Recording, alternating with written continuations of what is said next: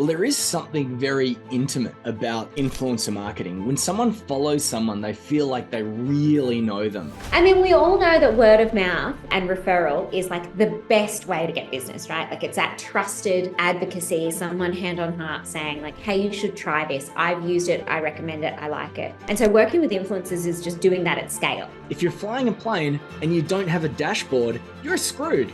Biggest fail, number one, getting too caught up in vanity metrics. Number two is treating it like an advertising channel. So it's called social media because it's supposed to be social. It's supposed to be an organic platform for conversation, for dialogue. Sales come from relationships. You want to get someone into your world so that you can build the trust, so then you can sell them the thing that you want to sell them.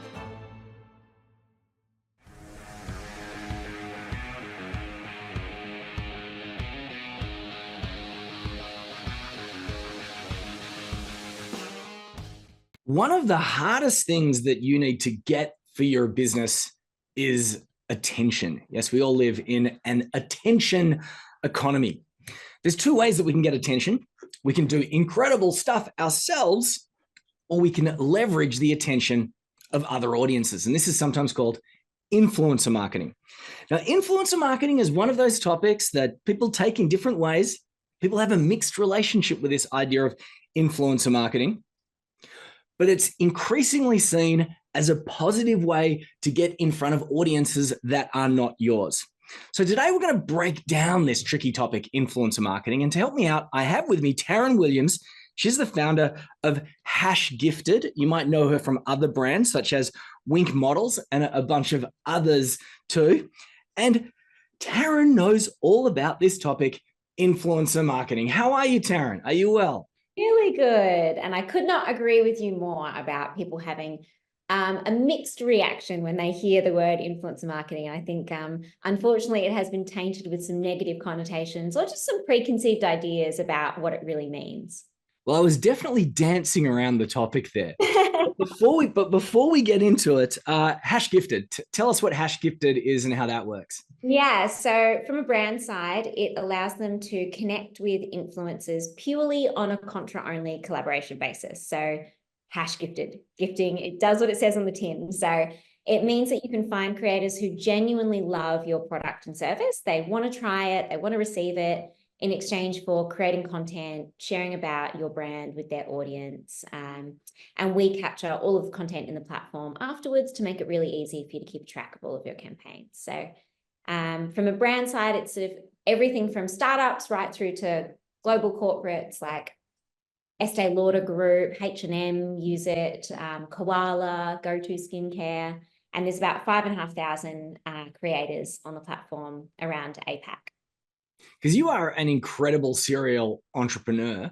How did this particular venture, I think so, how did this particular venture come about? How did this begin?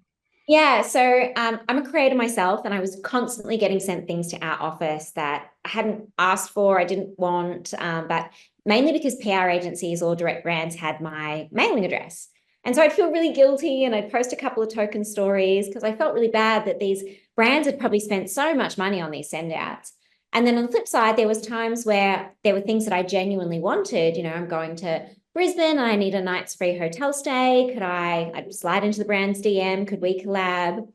And so I thought the whole thing's really ick, you know, there's from both sides, like it's ick for a brand to have to reach out to a creator and say, hey, could we collab? No one's really quite clear on what's going to happen and what the rules are and what the deliverables are. And so I thought, let's just build a platform that makes it super easy for contra-only collabs to happen. From a creator side, it's like a dating app. They just swipe left and right through things that they want to receive. And once the two parties match, they chat. All the booking happens through the platform. Both parties leave ratings and reviews. It's got a Shopify integration. So if you're a Shopify brand, it automates all your ordering. So the goal was just to remove the ick factor. Even before Hashgifted, I mean, like there's always been these stories of brands that have come out of nowhere because, I don't know, a Kardashian decided that they wanted to use a teeth whitener. Yeah. Or something. Any stories off the top of your head, which is an example of a brand that kind of exploded out of nowhere just simply because someone famous decided to use it? I think there's some great brands that have done amazing repositioning work. Like Crocs, they blew up on social media just purely by having great digital native marketing team who were like, hey, we're going to make this really cool. We're going to make them fashion. We're going to do all these collabs with really cool influencers and artists. And, so there's a lot of brands that have been able to get amazing traction by having really great tone of voice, like Frank Body, for example. Their socials are awesome. They have an amazing tone of voice, and it carries through to their above the line advertising. But it's just meant that they could grow a brand that was a one product idea when it started, like a coffee scrub, to a hundreds of $1 million brand now, through predominantly influencer marketing and social media. Well, there is something very intimate about influencer marketing. When someone follows someone, they feel like they really know them. I'm a bit of a fanboy of a guy called Dan Martell. Now, I did some training of his last year or the year before, and I ended up buying his book so that I could listen to it on my phone. I liked it so much, I then bought the physical book so that I could have it in my office. And then the other day, I suddenly realized that I'm going to check it out. Well, I suddenly realized that I was listening to him do a podcast or a video, and he was talking about his morning routine, and I was taking notes. And it's like, I was taking notes from some guy that lives in Canada to get a better idea of his morning routine so I could follow. And if halfway through that he'd dropped a line like, and the only supplement I use is, well, I would have gone and bought it. And Athletic Greens is a fantastic example of that. They have an amazing influencer program, and people have this preconceived idea that influencers are just pretty girls on Instagram. Bikinis, yeah. Like, influencers are your Andrew Hubermans and your Peter Attia and all of these people who are promoting Athletic Greens, both on traditional social channels, but also on podcasts, in blogs, in long form written content. Like, that's hugely influential.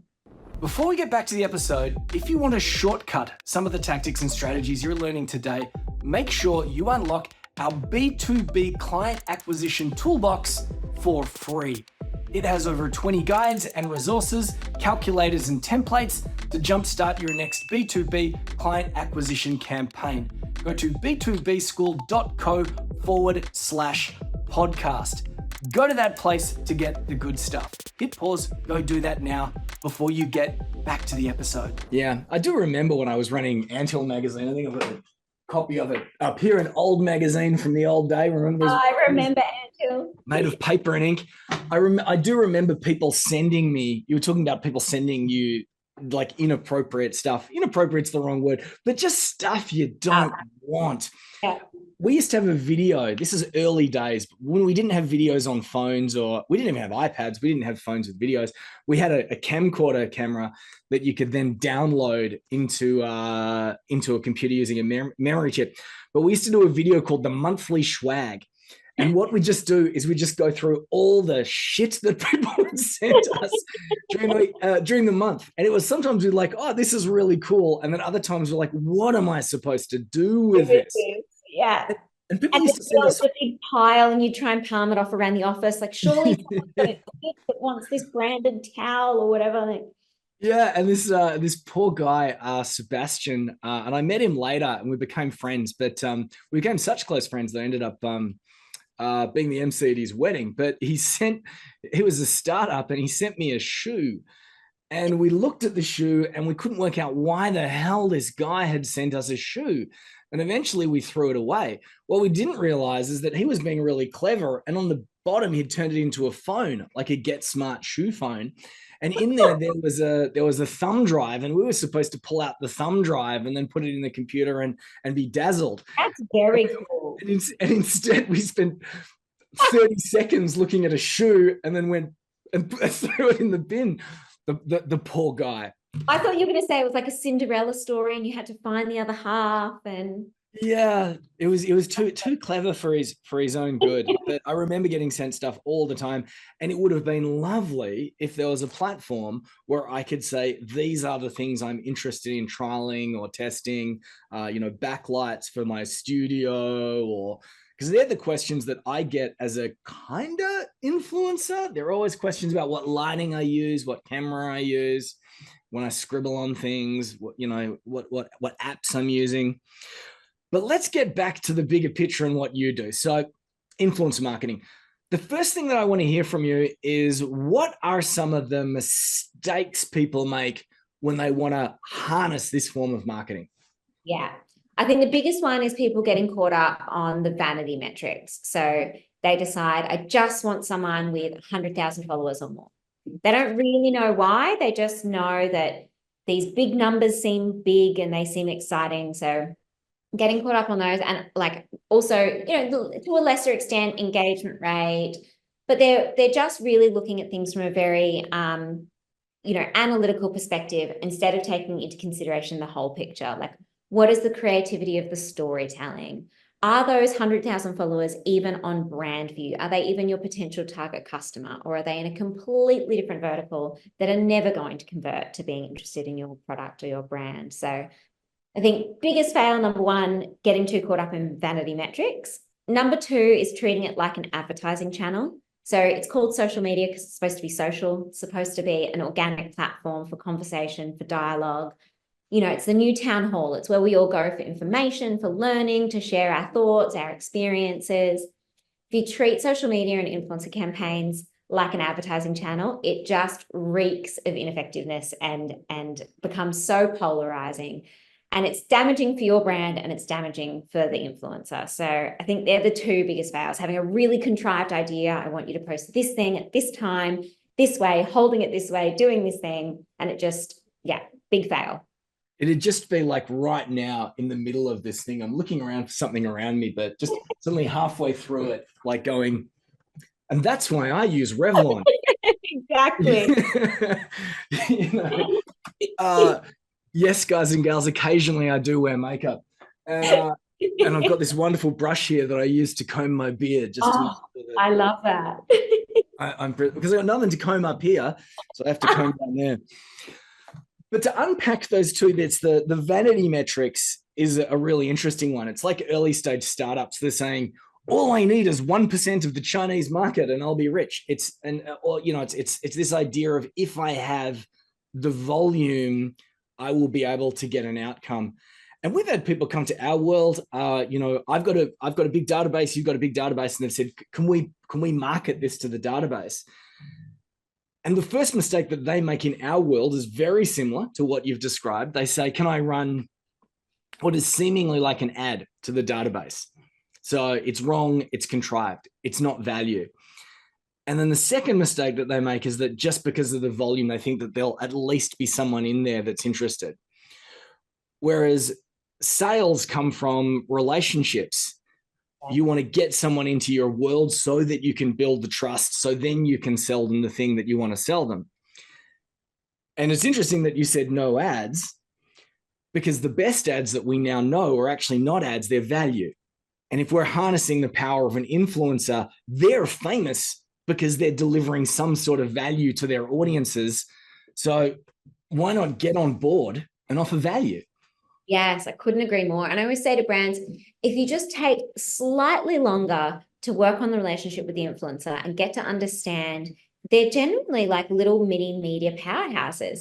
They're creative directors, they're the script writers, they're the editor, they're the talent, they're the voiceover. And so if you say to them, look, this is what we're trying to achieve. We're trying to reposition our brand to a younger audience, or we're trying to launch this new product, or we really need to drive newsletter signups. Go to them with a problem that you're trying to solve and say, what is the most effective way we could do this together? And that influencer will 9 times out of 10 have a million amazing ideas. We could run a competition together, or we could do this content series that, talks through how people transition from this tool to that tool, or we could show some of the amazing content we could make using this particular platform, or, they've got amazing ideas, and in a way that they know is going to add value to their audience and make it a meaningful conversation that's interesting, that is going to have positive brand sentiment for you. So just taking that little bit of time to think, how can I add value, instead of making it just a very salesy, yelling message. Like when you see those product placements in movies, sometimes they slide in really seamlessly, and other times just going, what? Yeah, the big long close up on the Nokia phone, and then yeah. There was one in the Transformer movie, one of the Transformer movies, where I think it was an Oreo vending machine turned into an Oreo transformer. And apparently it had gone back and forth like 100 times. And at some point, just someone at the movie studio just went, just give him a bloody transformer. just to shut them up. Now, back to Hashgifted. So if I, for example, I'm thinking, if I wanted to harness influencer marketing, would I be able to go to your platform and find someone that works for me? Or am I better off playing around on the different platforms to find the ones that I'm already fanboying? What would be a good place to start? Before we get back to the episode, if you prefer to listen to your content, perhaps while driving your car or at the gym, if that's you, then go find me on your favorite podcast service, maybe iTunes or Spotify.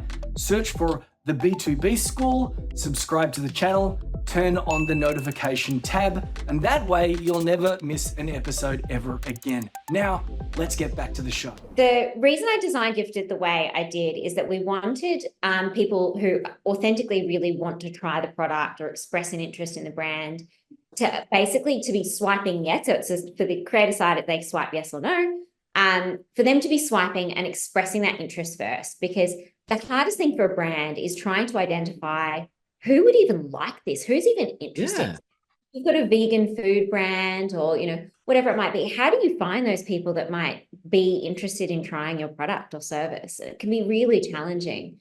So I wanted to, flip that challenge on its head and say, okay, as a brand, you just list the product or the service, people that are interested in trying that match with you. And then you just go through a big, long list of people who have said, hey, keen to collaborate, like really interested in what you've got, like, let's do something together. So is it quite literally swiping, like using an app? Quite literally is swiping. Yeah. So it looks exactly like a dating functionality for an influencer, and they see all the beautiful images from the brand and they just go, yes, no, yes, no, yes, no.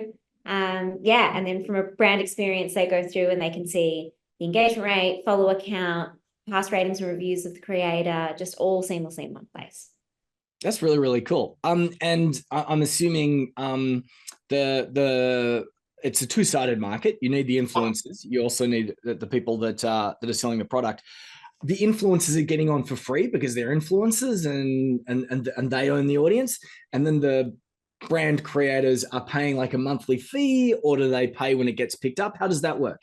Yeah, so brands pay a monthly fee, and it's between $99 and $349, just depending on the plan that they choose.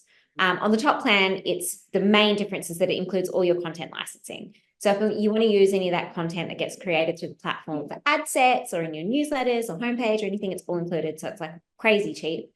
It is. If one person picks it up, you get one with it. And one person a month for $99 or $400 or whatever, and one person picks it up and runs with it. That's wild. So if we want to get things right, all right, we know we're going to get things wrong. We don't want to do the vanity metrics. We don't want to present something that people are not going to like. We're going to say, hey, what's working for you? And we're going to help them.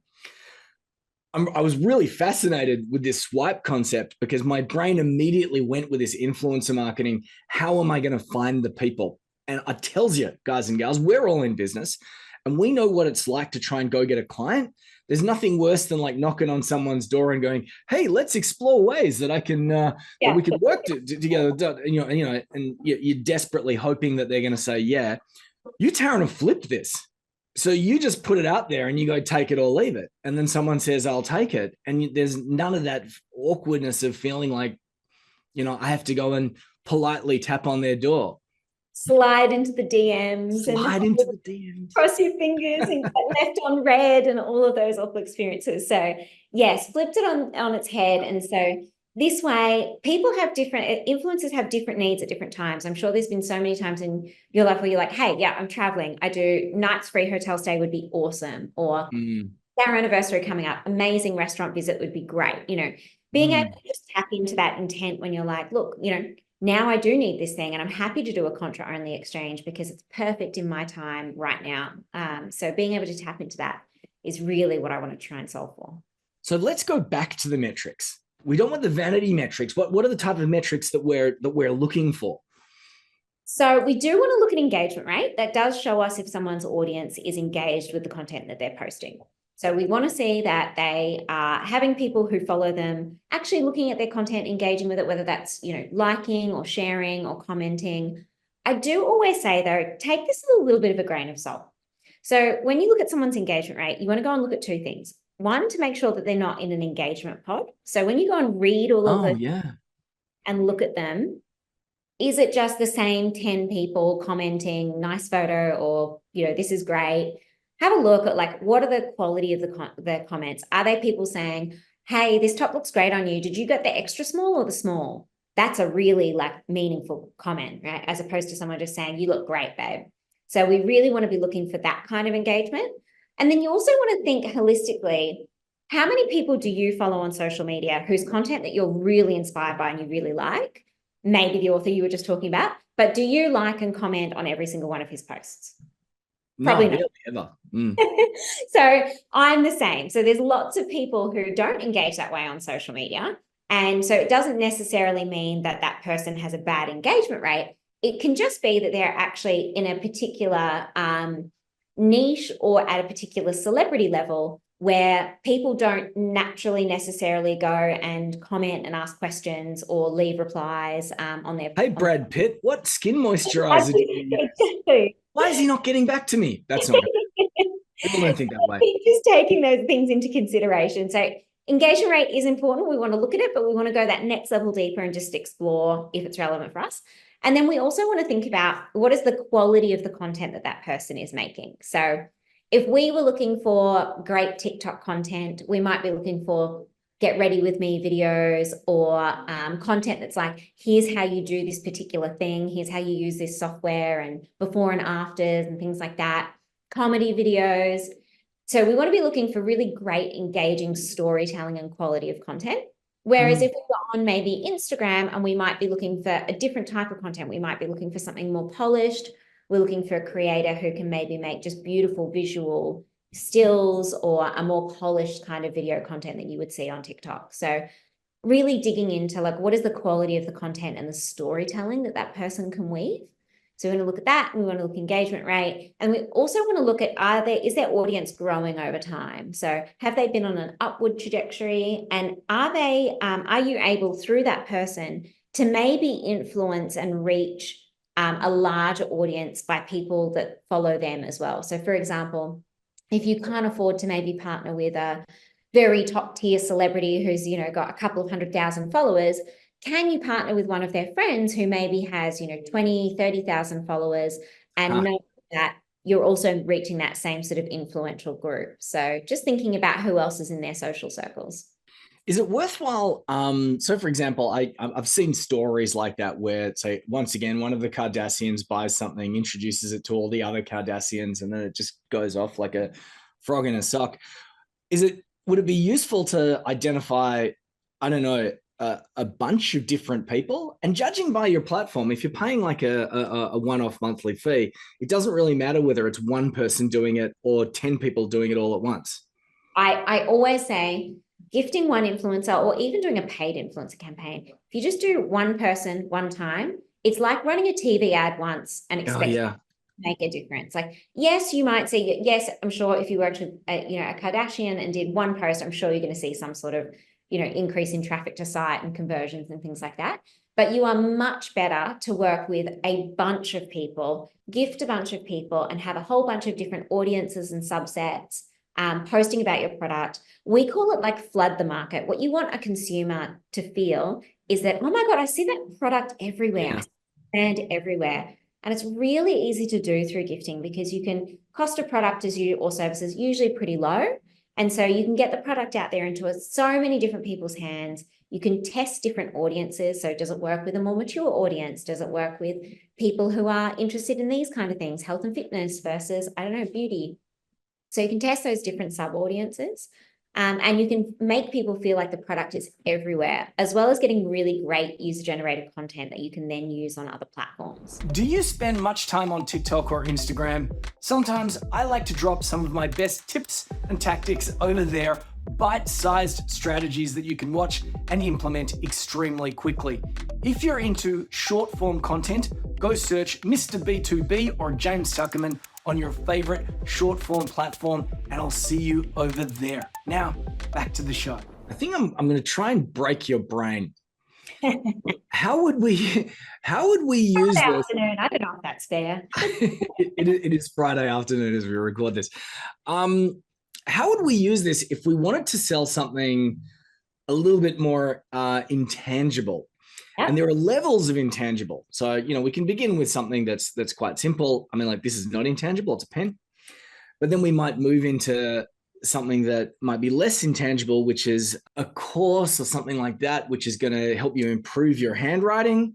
Or even more intangible again might be, as I said, I'm trying to break your brain here, a copywriting service.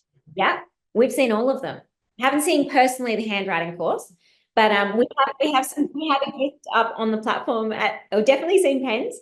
Seen the gift. There's a gift up on Gifted at the moment for SEO services for influencers who have their own small business and need SEO consulting services. And so they're exchanging SEO consulting services for influencers to promote their services to others in their world. So definitely intangible things like that can actually work really well.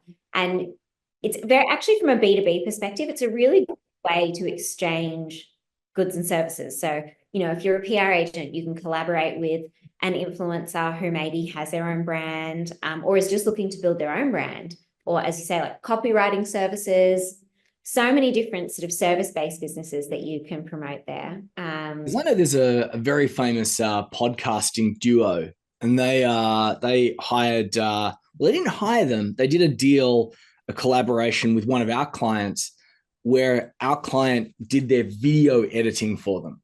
So they recorded the podcast, and then every now and then they'd give a shout out on the show. And while they were giving shout outs, while that relationship was in place, they never needed to do any other marketing. Wow. Yeah. Goes to show, doesn't it? Yeah. I mean, we all know that word of mouth is and referral is like the best way to get business, right? Like, it's that trusted advocacy, someone hand on heart saying like, hey, you should try this. I've used it. I recommend it. I like it.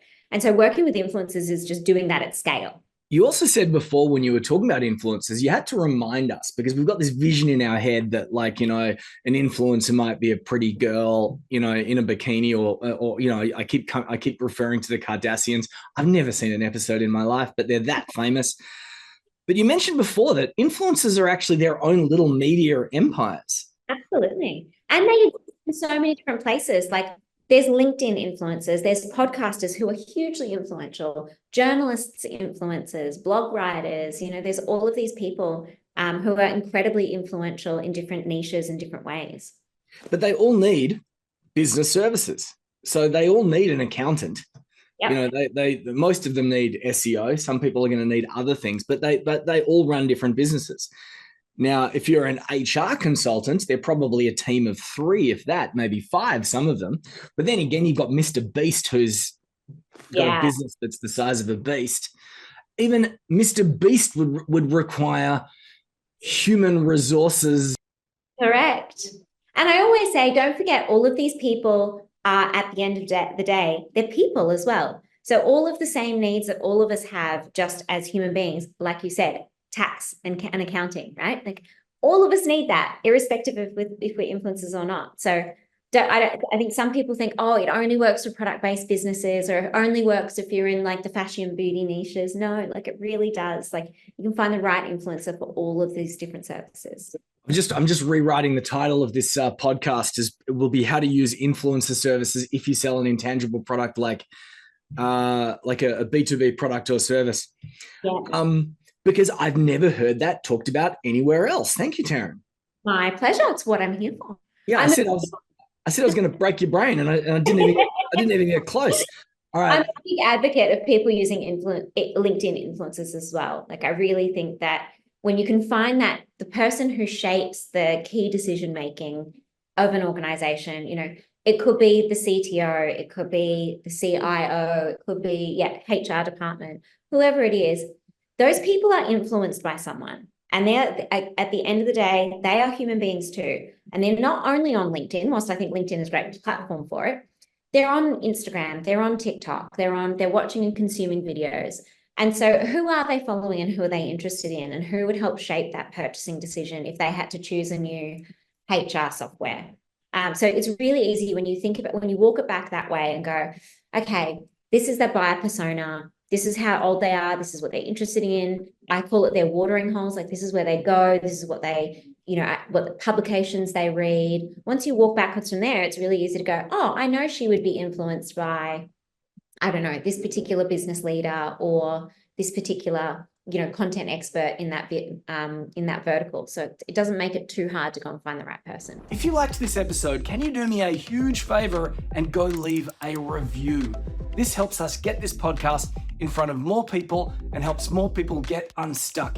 It helps more people just like you get more clients, build more authority, attract more opportunities, and build your business in ways that you're gonna love. So go do that now, and I'll see you soon. Well, I am now going to try and break the brain again. I've been unsuccessful. What if it doesn't work out? Like, what if they use your product and, I don't know, it's not kind of what you expected? So you always want authentic reviews, and which is one of the reasons that you want to partner with an influencer. Find someone who aligns with your brand, give them a product or service. If they don't like it, obviously, like most influencers will say, hey, I tried it, didn't work for me. Thanks so much. Let's park the campaign here. Because you want them to be able to give genuine reviews and genuine feedback. And I think the best reviews, I don't know if anyone else, I'm obsessed with like Amazon reviews and any sort of e-commerce reviews. You go and look for the ones where they go, okay, 4 stars. This is what I really liked about it. And this is like, the packaging was hard to open, or shipping took a little bit longer than I thought. They're the ones that I go, that is a real review. That is honestly, someone has tried it. They've used it. They're not just saying 5 stars, everything was amazing, it changed my life. It's, so I think, finding creators that can give you real, honest, genuine, authentic content reviews is super, super powerful. It's not a bad thing either as well, too. I mean, like, your customers and clients might not give you the same level of feedback as an influencer does, because it's the influencer's job in many instances to review it. Yeah. And we all need to acknowledge that that feedback is good. Yes, absolutely. They're not out there like the people that are on your platform and other places, if they're on your platform, I imagine the risk is far less of them giving you a bad review than you sending them a piece of crap in the mail that they never wanted.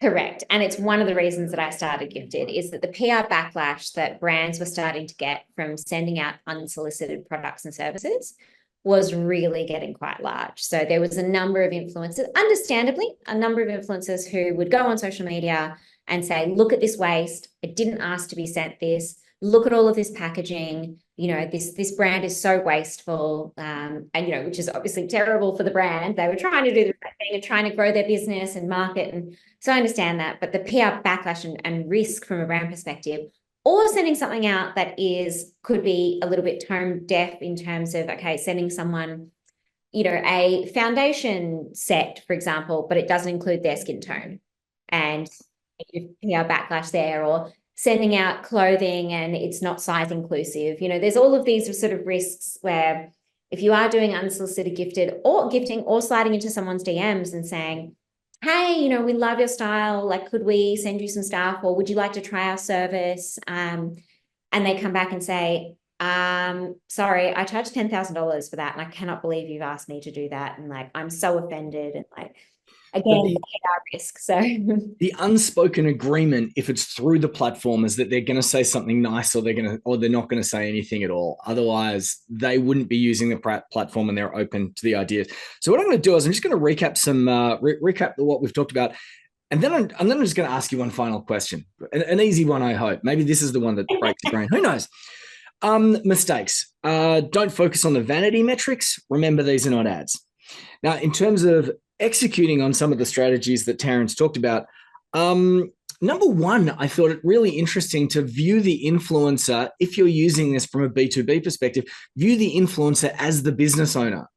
And if you're looking at this person as the business owner, this opens up your mind to opportunities. So that's phase one, step one. Step 2, the find phase. Now, this you could just go search on the interwebs yourself, or you could use a platform like Hashgifted. One seems a lot easier to me than the other. Step 3, I would call the validation phase. That's when you look at what their engagement is, not just how many followers they get, the types of commentary that they're getting. Does that match the type of person that they are? Step 4, I think I'm up to step 4. You gave a good lesson about frequency. I think it's called in the advertising world, frequency. It's why if you're watching a sporting event, you see the same Amex ad or the same KFC ad again and again and again. That there is frequency because we need to see things a bunch of times. Step 5, expect that people are going to be honest, and that is a good thing. Yeah. And that is a great lesson that we can all learn from. So I'm going to finish this off with one final question. Now, I know that you can fly a plane. Yes. What does flying a plane have in common with what you do now?